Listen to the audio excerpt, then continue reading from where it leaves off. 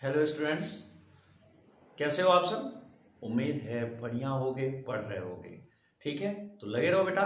आओ आपके इस लगन में हम भी साथ दें और आईयूपीएससी के इस वीडियो में हम लोग आगे बढ़ें, कंटिन्यू करें। तो आज आईयूपीएससी के वीडियो में हम लोग ये देखेंगे कि जो मोनोकार्बोक्सिलिक अम्ल होते हैं उनके जो व्युत्पन्न होते हैं उनके नाम किस तरीके से पढ़ते हैं। व्युत्पन्न मतलब मोनोकार्बोक्सिलिक अम्ल हमारा एक क्रियात्मक समूह है जिसको कहते हैं हम COOH, single bond COOH, monocarboxylic अम्ल COOH। और ये किसी अगर एल्केन से जुड़ा होता है तो हम इसे कहते हैं RCOOH, जहां R प्रतीक होता है एल्किल समूह का।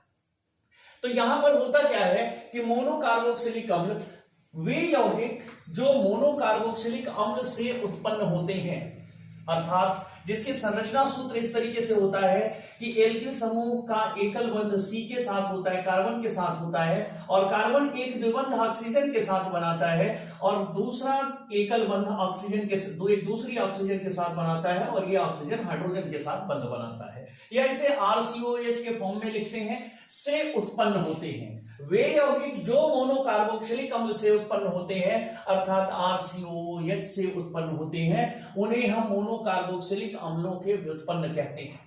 ठीक है, इसमें पहला है हमारा एस्टर। अब एस्टर में होता क्या है, ये जो हमारा COOH है इसका H जो है वो रिमूव हो जाता है, इसमें से ये H निकल जाता है। ध्यान दीजिएगा, ये वाला H और ये वाला H निकलने के बाद यहां पर एक बंध हमारा खाली हो जाता है। इस खाली हुए बंध पर एक दूसरा कोई एल्किल समूह या पहले जैसा ही एल्किल समूह इसके जैसा या फिर कोई दूसरा एल्किल समूह आकर जुड़ जाता है और RCOOR- संरचना का एक नया यौगिक हमें मिलता है। अब इस प्रकार के यौगिकों की श्रेणी मिलती है। ठीक है, अब इसके आईयूपीएससी का जो व्यापक नाम होता है उसे कहते हैं एल्किल एल्केनोइड। ठीक है, इसमें जो R- आकर के जुड़ता है उसका नाम एल्किल की भांति पढ़ते हैं और जो RCOO होता है इसको एल्केनोइड की भांति लिखते हैं।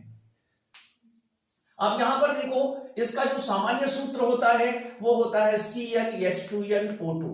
यहां ध्यान रहे, एल्किल एल्केनोइड, एल्किल एल्केनोइड। यहां पर नीचे हमने लिख करके भी आपको दिखाया है कि ये जो R- जो आकर के जुड़ा है इसका उच्चारण एल्किल की तरह होगा। जैसे यहां पे मेथिल अगर आकर के जुड़ा है, एग्जांपल में देखें, यहां पर R- के स्थान पर मेथिल है, अगर यहां पे लिखें RCOOR- तो R- के स्थान पे क्या है, मेथिल है, तो इसे क्या पढ़ेंगे, पहले इसको पढ़ेंगे मेथिल।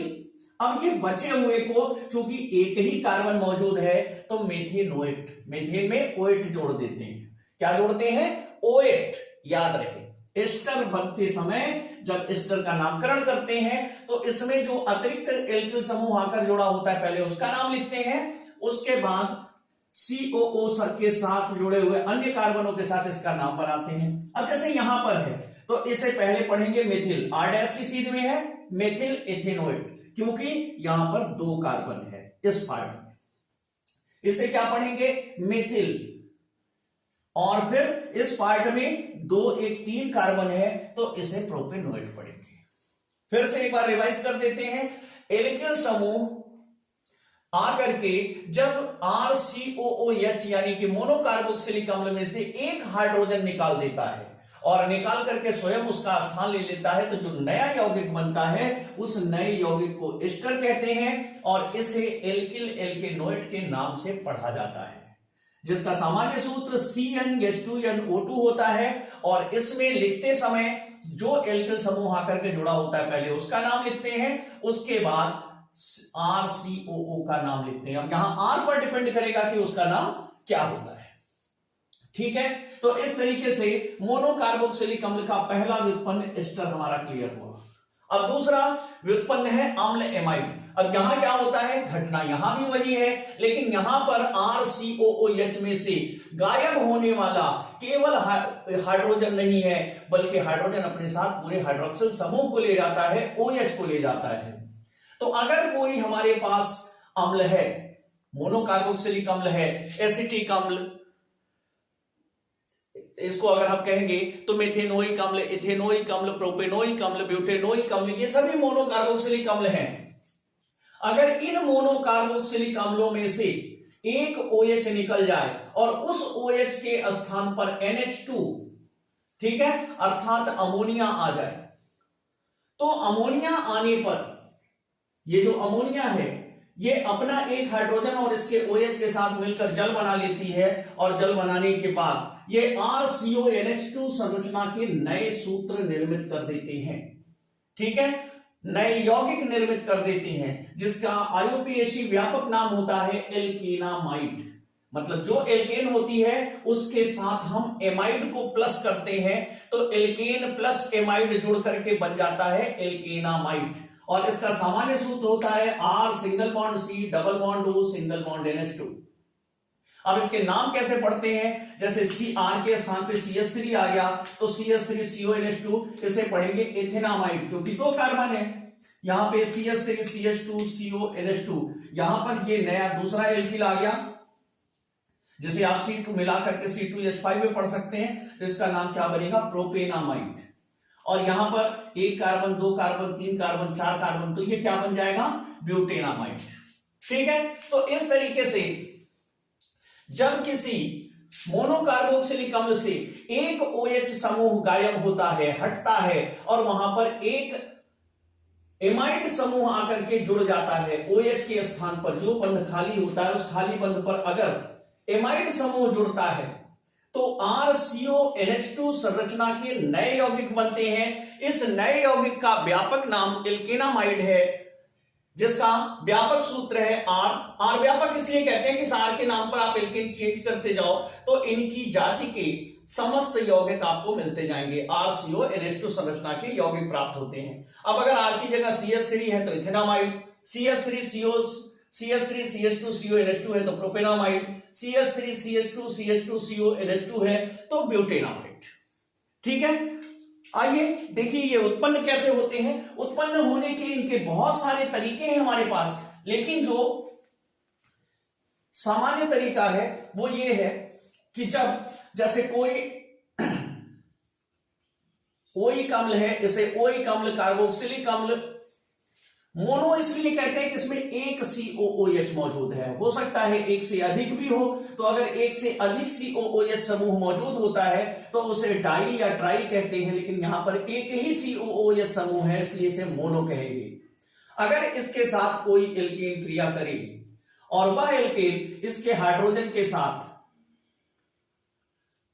अपनी एक हाइड्रोजन दे दे और यहां पे CH3 बन जाए और प्लस H2 रिमूव हो जाए, तो इस तरीके से जो नया यौगिक बनेगा इसे हम क्या कहेंगे, इसे हम एस्टर कहेंगे। अब यहां पर ये RCOOH था और प्लस ये R डैश था, मतलब R डैश कहीं पे इसलिए भिन्न लिखते हैं कि ये दोनों अलग भी हो सकते हैं और ये दोनों सेम भी हो सकते हैं। तो अभी ये R नहीं है, अभी ये एल्केन है, और जब जुड़ेगा तो यहां पे RCOO R डैश का बनाएगा, सूत्र का यौगिक बनाएगा।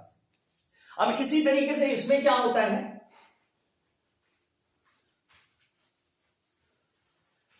जब कोई मोनोकार्बोक्सिलिक अम्ल यानी RCOOH, ठीक है, किसी अमोनिया अणु के साथ क्रिया करता है तो अपना एक हाइड्रोजन OH के साथ रिमूव कर देता है। इसको दिखाने के लिए इस तरीके से लिखते हैं CH3COOH प्लस H3N, ठीक है। अब यहां पर H3N को अगर इस तरीके से लिखा जाए, nitrogen single bond H single bond H single bond H, तो इसका OH इसका H मिलकर के बना लेती हैं H2O प्लस यहां पर बचा क्या, CH3CO, और यहां क्या बचा, NH2, तो इसका एक बॉन्ड खाली हो जाता है। देखो जब ये निकल जाएगा यहां से, अभी तो लिख लो H सिंगल बॉन्ड है तो ये मिल जाएगा, तो जब ये दोनों निकल जाएंगे तो उस दशा में क्या होता है, CH3CO बचता है और एकल बंध बचता है, ठीक है। और यहां पर ये इस तरीके की संरचना रहती है,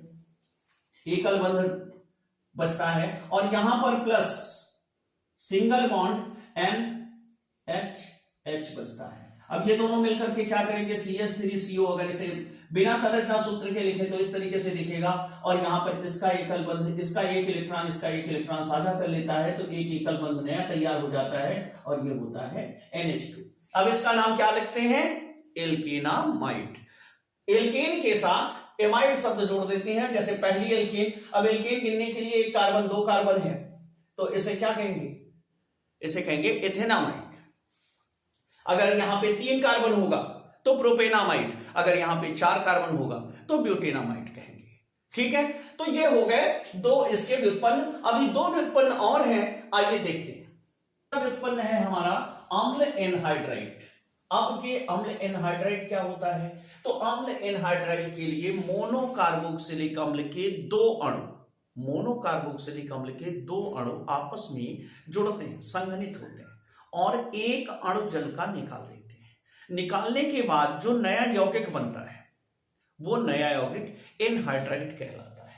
अब ये बनते कैसे हैं? जैसे मान लीजिए एक मोनोकार्बोक्सिलिक अम्ल है RCOOH, और यहां पर इसको उलट के लिख दिया गया है HOOCR। तो यहां पर क्या होता है, एक का OH एक का H आपस में जुड़ जाते हैं और जो क्रिया कर लेते हैं और क्रिया करके बनाते हैं H2O का एक अणु। अब ये बची हुई कार्बन की एकल संयोजकता, यहां पर ऑक्सीजन की एकल संयोजकता आपस में जुड़ करके इस संरचना का सूत्र बना लेते हैं, यौगिक बना लेते हैं। अब यहां पर देखिए इसे सामान्यतः इस तरीके से लिखा जाता है, ये इसका सामान्य सूत्र है RCO डबल बॉन्ड O, या फिर इसे ऐसे लिख देते हैं RCO का होल ट्वाइस O। ठीक है, ये पहला कार्बोक्सिलिक अम्ल है CH3COOH, अर्थात ये है हमारा इथेनोइक अम्ल, और ये है हमारा दूसरा इथेनोइक अम्ल। इसको हमने उलट के लिख दिया है HOOCCH3। तो यहां पर इसका हाइड्रोजन इसके OH के साथ क्रिया करके निकल जाता है। ठीक है, अब यहां पर क्या बचा? CH3CO, और यहां पर बचा O, और यहां पर OCCH3, यानी CH3CO CH3CO। ये दोनों इतने आपस में जब जुड़ते हैं तो ऑक्सीजन के साथ दोनों एकल बंध बना लेते हैं, CH3CO CH3CO। ठीक है, अब इसमें सिर्फ एक पार्ट का नाम लिखा जाता है, तो एक पार्ट जो है, एक पार्ट की एल्केन को लिया जाता है। तो इस एक पार्ट की एल्केन कितनी है? 2 है।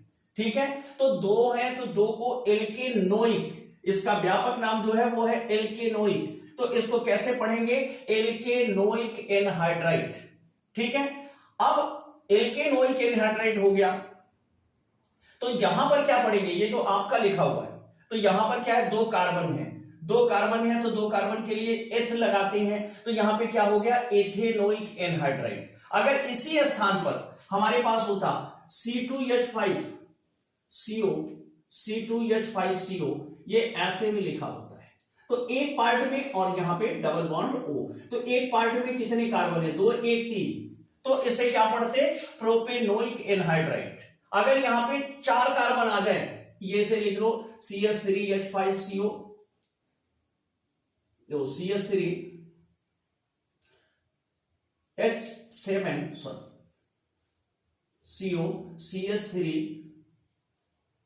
C3H7CO, और इसे डबल बॉन्ड से जोड़ दो। अब इसमें कितने कार्बन हो गए? इसमें हो गए 3, 1, 4, तो 4 होगा, तो ये क्या कहलाएगा? Butanoic anhydride. अर्थात किसी भी प्रकार के ओइक अम्ल को ले लें, ये जिस अम्ल के 2 अणुओं से बने होते हैं, जिस अम्ल के 2 अणुओं से बने होते हैं, चाहे वो इथेनोइक अम्ल हो, चाहे प्रोपेनोइक अम्ल हो, चाहे ब्यूटेनोइक अम्ल हो, कोई भी अम्ल हो, पेंटेनोइक अम्ल हो, उन अम्लों के नाम से अम्ल शब्द हटाकर एनहाइड्राइड जोड़ देते हैं। अगर 2 अणु इथेनोइक अम्ल के मिले तो इथेनोइक एनहाइड्राइड, अगर 2 अणु प्रोपेनोइक अम्ल के मिले और उसमें से एक H2O निकल गया तो उसे प्रोपेनोइक एनहाइड्राइड पढ़ते हैं।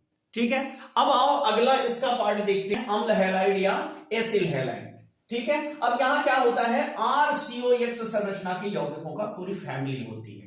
ठीक है, अब यहां पर X जो लिखा हुआ है, ये X हैलोजन को रिप्रेजेंट करता है, मतलब क्लोरीन, फ्लोरीन, आयोडीन, इन हैलोजन्स को X जो है वो रिप्रेजेंट करता है। अब यहां पर होता क्या है कि जब कोई ओइक अम्ल किसी हैलोजन के साथ क्रिया करता है और हैलोजन उसके OH को गायब कर देता है, निकाल देता है, OH को निकालता है, और निकालने के बाद RCOX संरचना का यौगिक बना लेता है, तो इस फैमिली का जो नाम है वो एल्केनाइल हैलाइड पढ़ते हैं। अब कैसे उच्चारण होगा वो देखते हैं। CH3COOH, ये क्या था? इथेनोइक अम्ल था। इसका हमने HCl के साथ रिएक्शन कराया तो इसका OH इसके हाइड्रोजन के साथ निकल गया और निकल करके क्या बनाया? जल का एक अणु बना दिया।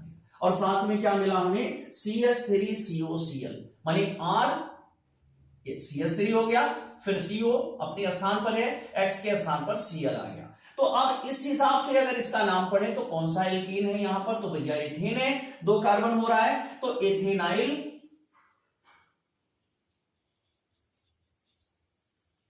हैलाइड। तो हैलाइड मतलब क्लोराइड, ऐसे उच्चारण करेंगे। एथेना, अगर यहां पे ब्रोमीन होता तो ब्रोमाइड, अगर यहां पे आयोडीन होता तो आयोडाइड। एथेनाइल क्लोराइड, एथेनाइल आयोडाइड या एथेनाइल ब्रोमाइड। ठीक है। अगर यहां पे मान लेते हैं 3 से अधिक, 2 से अधिक कार्बन आ जाते हैं, CH3 CH2 CO Cl, तो यहां पर ये Cl है, कार्बन नहीं है, नहीं तो अलग से इसको भी गिन लो। अब यहां पे देखो 1 कार्बन, 2 कार्बन, 3 कार्बन, तो 3 कार्बन है तो कौन सी एल्केन लिखी जाएगी? एल्केन के स्थान पर कौन सा एल्केन आप लेंगे? तो 3 कार्बन के लिए मेथ एच प्रोप लेंगे आप। तो प्रोप, अब ये जब प्रोप होगा तो इसको प्रोपेनाइल लिखेंगे। तो ये क्या लिखा जाएगा? प्रोपेनाइल क्लोराइड। इसी तरीके से अगर और एल्किल समूह जुड़ते जाएंगे, एल्केन बदलती जाएगी बार बार, तो क्या होगा? अब जैसे CH3 CH2 COCl या COBr ऐसा लिखा हुआ है, तो आप क्या पढ़ेंगे? 1 है, 2 है, 3 है, 4 है। 4 के लिए क्या लिखते हैं? तो ये क्या हो जाएगा? ब्यूटेनाइल। बिल्कुल वैसे उच्चारण करना है, इसीलिए हमने कह रखा है कि आप व्यापक नाम को जरूर याद करेंगे। किस यौगिक को क्या कहा जाता है? ब्यूटेनाइल ब्रोमाइड। ठीक है। तो इस तरीके से इतने सारे क्रियात्मक समूह हम लोगों ने पढ़े। अब थोड़े से और बचे हैं। तो कार्बोक्सिलिक अम्लों के व्युत्पन्न के बाद बचे हुए जो क्रियात्मक समूह हैं उनमें अगला नाम है एल्किल साइनाइड। एल्किल साइनाइड क्या है? जब साइनो समूह यानी single bond C triple bond N किसी एल्केन के साथ जुड़ जाता है तो इसे एल्किल साइनाइड कहा जाता है। अब इसके नाम कैसे रखते हैं? तो इसके नाम उन कार्बोक्सिलिक अम्ल के नाम पर रखे जाते हैं जो RCN के जल अपघटन से बनते हैं। इनके नाम उन कार्बोक्सिलिक अम्ल के नाम पर रखे जाते हैं जो RCN के जल अपघटन से बनते हैं। अब जल अपघटन क्या होता है? देखिए, CH3CN की क्रिया जब जल के साथ कराई जाती है तो जल के अणु इस CN को रिमूव कर देते हैं, हटा देते हैं, और हटा करके यहां पर CH3COOH यानी कि एथेनोइक अम्ल बनाते हैं। ठीक है। और साथ में NH3 गैस जो है वो रिमूव होती है। तो यहां पर CH3CN का जल अपघटन करने पर कौन सा अम्ल बन रहा है? एथेनोइक अम्ल बन रहा है। तो यहां पर इसका व्यापक नाम एल्केन नाइट्राइल के आधार पर यहां पर क्या लिखेंगे? Ethane nitrile. ठीक है, एथेन नाइट्राइल।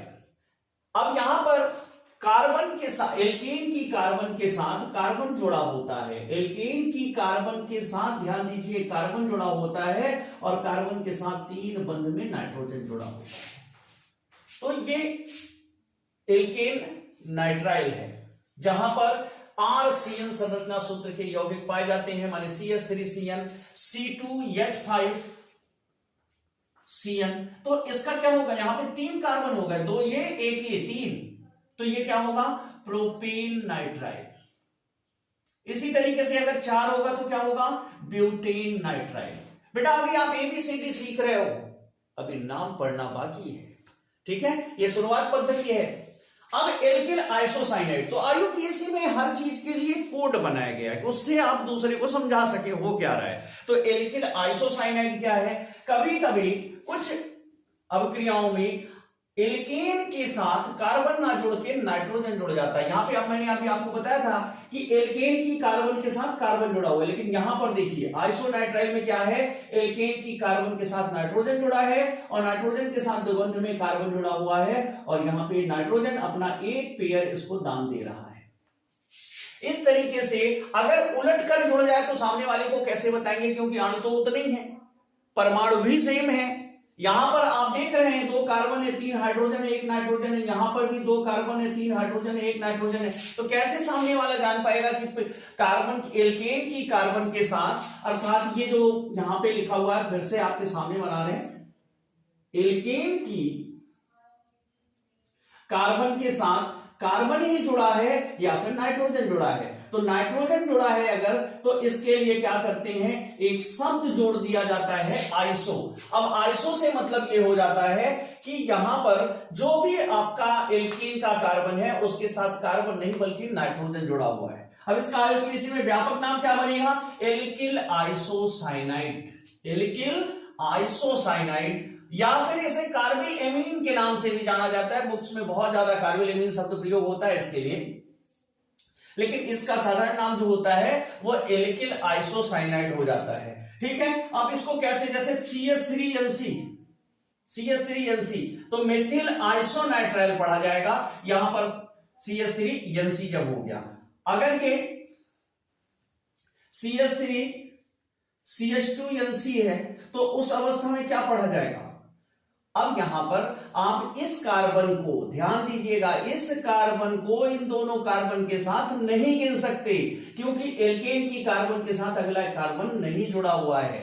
तो यहां पर हम इसे क्या पढ़ेंगे, यहां पर हम इसे पढ़ेंगे एक कार्बन ये, एक कार्बन ये, तो इसे पढ़ेंगे एथेन आइसो नाइट्राइल।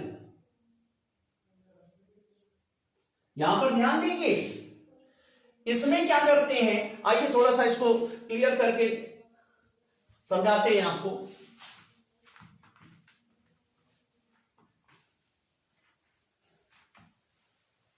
जैसे हम CH3CN लिखते हैं तो इसे हम क्या लिखेंगे, एक कार्बन 2 कार्बन, तो इसे लिखेंगे एथिल आइसोनाइट्राइल,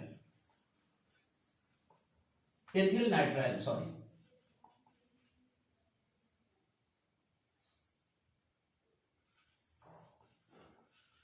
लेकिन अगर यहां पे ये ऐसे लिखा हुआ CH3NC, तब यहां पर ये कार्बन इसके साथ नहीं जुड़ेगा और ये सिंगल रह जाएगा और ये कहलाएगा मेथिल आइसोनाइट्राइल।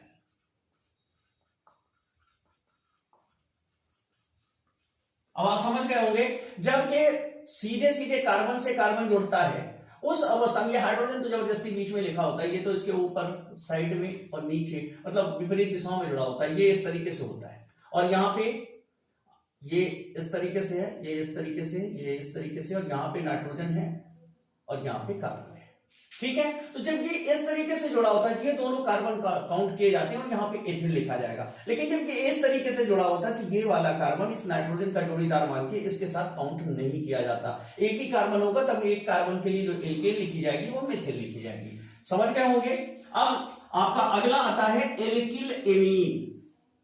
ठीक है, एल्किल एमीन ये क्या है, जब अमोनिया किसी के साथ, किसी एल्केन के साथ क्रिया कर लेती है और क्रिया करके एल्केन उस अमोनिया का एक हाइड्रोजन उड़ा देता है, या फिर 2 एल्केन मिलकर उस नाइट्रोजन के 2 हाइड्रोजन उड़ा देते हैं, या फिर 3 एल्केन मिलकर के नाइट्रोजन के तीनों हाइड्रोजन उड़ा देते हैं, तो इस अवस्था में जो बनता है उसका आयुपेशीय व्यापक नाम है एल्केनामीन, या फिर उसे एल्किल एमीन भी पढ़ते हैं साधारण नाम के रूप में। तो ये 3 प्रकार की बन गई ना, एक जिसमें सिर्फ एक हाइड्रोजन नहीं है और उसके स्थान पे एक एल्केन है, दूसरा जिसमें 2 हाइड्रोजन नहीं है और उसके स्थान पे 3 एल्केन है, तीसरा जिसमें एक भी हाइड्रोजन नहीं है और 3 एल्केन जुड़ी हुई हैं। तो यहां पर इसे क्या पढ़ते हैं, 1 डिग्री या प्राथमिक एमीन कहते हैं, इसे 2 डिग्री या द्वितीयक एमीन कहते हैं, इसे 3 डिग्री या तृतीयक एमीन कहते हैं।